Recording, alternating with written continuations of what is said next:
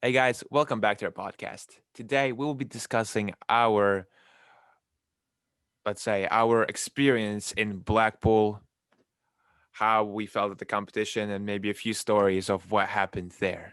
Ricky, would you like to start out with, let's say, your first experience in Blackpool? Hey guys. So this is gonna be more of like a casual podcast. We're just gonna be talking to each other. But just to start out, with some few funny stories, I guess. First time I went to Blackpool was obviously junior Blackpool, and I think I was about 8 years old. And going to England, I'm pretty sure that was the first time I ever traveled overseas. And for an 8-year-old, it's very, very different than as how I experience it now, being overseas many, many times. And I just thought England was absolutely crazy. All the people were different. I didn't like any of the food that they had there, like literally the classic English breakfast. I hate almost everything that goes into the breakfast. So you can imagine how much of a headache I was for my mother every morning before the competition would start. And of course, Junior Blackpool is at least 5 days long, if I'm not mistaken. It could be longer. And as a 10 dancer, of course, my partner and I, we were dancing every single day. So every single day, we have to wake up, do the hair, do the makeup, make sure the dresses are ready, try not to be late to the competition, eat the stupid English breakfast or whatever my mom could find for me that I would actually eat. Because, of course, you're there for a very, very long time, especially if you're able to do well enough to make it to later rounds. So yeah, definitely the food was not my favorite in the beginning. And Hold on, then hold on, Ricky. Did you stay at an Airbnb when you were there? absolutely not. The Oh, did you? Where did you stay? first experience ever is the cheapest that we could find, which of course was a bed and breakfast, Okay. one of those tiny rinky dink places. I had never seen a place like that in my life. And I'm not saying that from a negative point of view. It's just as an 8-year old in America, we're so used to having these huge hotels. And Yeah. even the comps in America, of course, I could almost never with my family afford to stay in the competition hotel. So usually we were always at a smaller, cheaper hotel just close to the competition that we could get to. But even those hotels are honestly pretty nice because we're in America. Then you go over to England to the tiny, tiny town of Blackpool. And of course, the absolutely fantastic winter gardens is just surrounded by teeny bed and breakfasts. And I've never seen hotel rooms that small in my life. Not hotel, like motel bed and breakfast rooms. Tiny beds, the tiniest sink you can imagine, the teeny, teeny, tiny shower that I could barely fit in. And I was a tiny human being. The rooms were freezing cold, so at night I would have to literally wear my slippers and a scarf and a hat to bed because I was so cold. And of course, since I was so small, I didn't have a lot of body fat on me to keep me warm in the beginning. So Okay. the nights there were not very pleasant. Guys, just if you've never been to Blackpool, if you and just a visual hold on. Visual just a visual for you guys. If you have ever seen Sherlock Holmes and literally any version of Sherlock Holmes, when you see where they live, it is almost like that. So you would walk in, you would have the stairs, maybe you'll have a small lobby where you would eat the breakfast, and you would go up, and then there would be like 5 to 10 rooms that you could go up to. This is a bed and breakfast in England. I stayed at one as well. Um, I was okay with the breakfast. I wasn't very picky. I didn't like what did I not like? I think I didn't like the hot tomatoes that they had. Oh, the tomatoes. I hate tomatoes. The hot tomatoes. It was just something because I'd never tried hot tomatoes before. So that was a very interesting thing I tried. I could not eat it for 7 days straight. Just saying, could not eat the hot potatoes for 7 days straight. It was okay for a few days, and then I'm like, okay, I'll just stick to ham and eggs. That's it. Okay. But yeah, the rooms there are tiny. The stairs, just imagine a wobbly, uneven staircase. I had like you go up 6 or 7 stairs, and then there's three tiny rooms next to each other. And then you go up 7 more stairs, and there's four more rooms there. There was a bed and breakfast we stayed in 1 year because obviously I've been to Junior Blackpool 5 to 6 times. So the first year was pretty rough. I remember I went there, my partner and I went on the first day. It was a single dance day. I want to say it was something like cha-cha day or something like that, where you have one dance, Samba, probably. samba day. Yeah. And we didn't even make the first cut. We did not even make the first cut. I was so sad. You don't understand. I literally came off the floor, went to my mom, and this was 8-year-old me, traveled so far from Seattle to England, which is at least 11 hours on a plane. The time changes, the hair, the food, which I didn't like, the bed and breakfast that was absolutely freezing. And I did one dance and they told me, nope, you're done for the day. I was just crying. I was bawling my whole eyes out. My mom was like, don't worry, tomorrow is going to be better. We're going to make sure that it's better. There was a whole slew of things that we tried to do to make the next day better.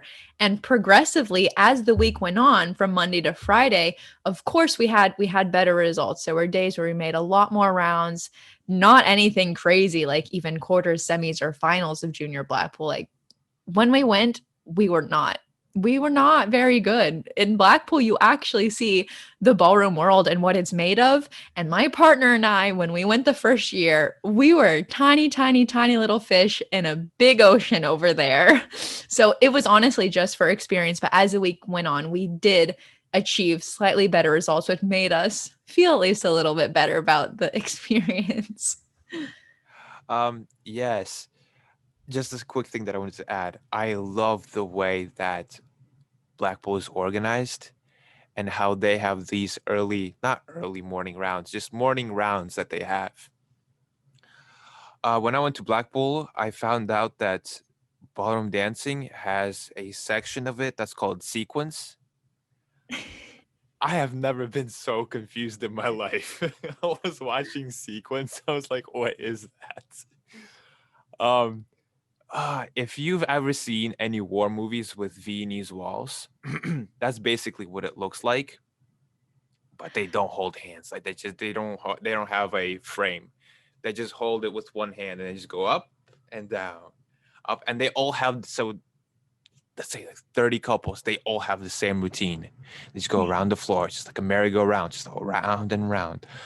Like, what are you even practicing? I mean, in a way, I guess that's smart because the judges don't have to focus that hard. They're like, okay, well, they're doing the same thing, and this one just looks the best out of everyone.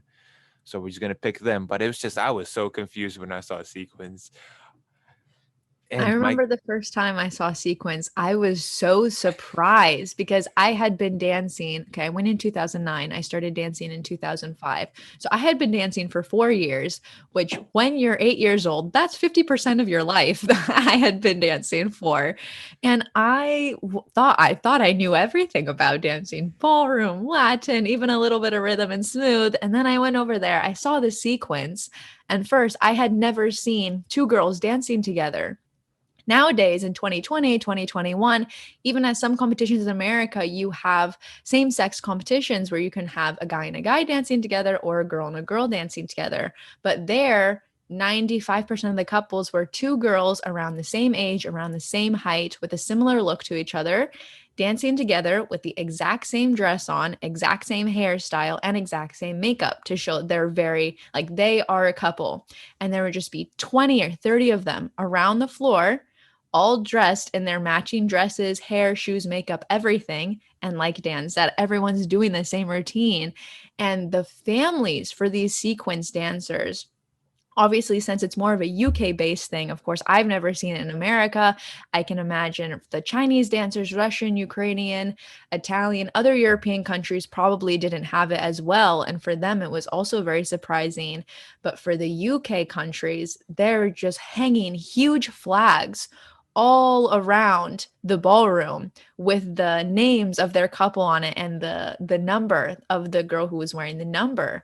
And I was just so surprised how much support that these sequence dancers had and how passionate they were about it. And I had never even known that it was a thing in the first place. And now, of course, every year I went after that, I knew what to expect, but it was a completely different side of ballroom dancing that I had never even known about before. Yes, I've for some reason in my head I never registered that Ireland would be doing ballroom dancing.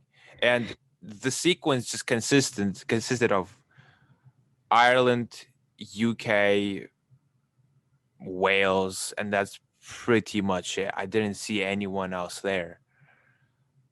Again, super interesting. I loved watching the coaches trying to fix some things on deck or during rounds with the couple. And I was like, this does not go together. This just does not go together. It does not register in my head the way the way that they were just it was so calm. Whenever I see coaches at a competition correcting students, it's so aggressive. It's like, you didn't do this, you didn't do that.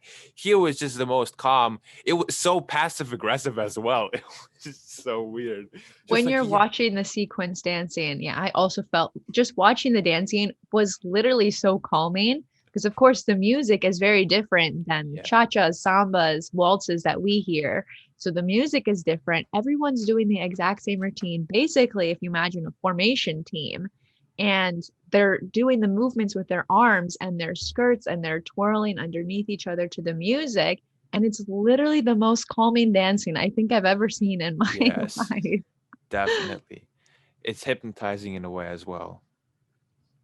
But yeah, I wanted to mention one thing. I don't know if you experienced this, but like I said before, Blackpool was my first major international competition that I went to, Junior Blackpool. And in America, and I'm only going to say this because I'm American. I'm fully American, raised by American parents and grandparents, born and raised in the United States. We don't speak any other languages, fully American here. We are very sheltered in America when it comes to changing rooms at the competition, I would say. So even at competitions, they have the girls' changing room, they have a women's changing room, a boys' changing room, and a men's changing room. That's 4 different changing rooms that we have. I've seen at competitions before. And they're nice and luxurious. There's mirrors everywhere, place to hang all your stuff, the nice chairs, just space for everything. And how I grew up, I was very comfortable changing in the changing room. Of course, when you have to get undressed and you have to change, usually you're used to just doing it like in your closet, in your room by yourself. Of course, I had to get used to it being with other people around me, but it was never something like super crazy. And there was never so many people there. I felt so uncomfortable. And I always had my mom there with me because, of course, I was a little girl, I was a child. And I had my sisters with me. So we were like all in it together at this point, and we're used to it. And then I'm 8. I go to a competition in Blackpool. And first of all, the changing room is pretty big. It's spacious. There's not that many spaces to hang your dresses. So you're kind of fighting for space to hang your dress. You're hoping you get there early enough that you can actually find a space to hang your dress so it's not wrinkled. You have all your stuff in one area. It's not spread out around all over the place, and that you can get changed. And their dads, coaches, boy partners coming into the changing room constantly, or they just don't see the separate signs. And this is in my opinion, this was a huge thing for Americans and American moms or people living in America, because we were so not used to that when it happened, people were just shocked. Like, I was shocked, like, oh my gosh, there's a boy coming into the changing room. He's not allowed to do that. Of course, now I've been to so many international competitions that my perspective is very, very different now. But I was shocked. My mom was shocked. Other American moms were like the type of moms that would ask those boys or the coaches, whatever, the male coaches, to leave the changing room. And of course, if they were like from some other country, they're like, why are you asking me to leave? This is crazy. Just let your child change and I'll do what I need to do and leave. But that was a thing that shocked me as well. I don't know if you had that experience too. When I first walked into the changing room, I was like, okay, I accepted the fact really quick that it was for everyone. You mentioned that there was a changing room for boys in the US. Yeah, I've been to competition where there's like boys and men's changing rooms and then I girls and women's changing rooms and they're like pretty much separate rooms. I've never seen that. I've just men and women. I've never seen boys and girls changing Oh, rooms. well. But yeah, when we were when we went to the changing room for the first time, I was a little surprised. I was like, okay, I was fine because in the men's changing room in the US, I would always see moms helping their kids change, or uh, the partners, like the female partners, doing their hair because they don't have enough mirrors in their Hmm. changing room. So I was already fine with the whole mix of genders in Hmm. one changing room and mix of ages as well. I was fine. My sister was a little, my partner, my sister was a little, Hesitant. yeah, hesitant, but we were fine. Um, the hanging up thing. I'm tall, so I just hung up my stuff on the border of the what's it called? On the doorway. There was like another Mhm. door on the side of the wall, so I just hung it up there. And the staff would always get mad at people who were hanging the stuff up there because the doors was like a fire exit, Mhm. and they were huge doors. There was like a few sets of them. Mhm. They always get mad that like we're hanging our stuff up there and then we don't have That's enough because there's spaces. no place to hang your Yes. stuff because there's hundreds of couples and they put one little thing Yeah. for everyone to hang their tail suits and dresses on. It just gets crazy in there Oh, it's all the time.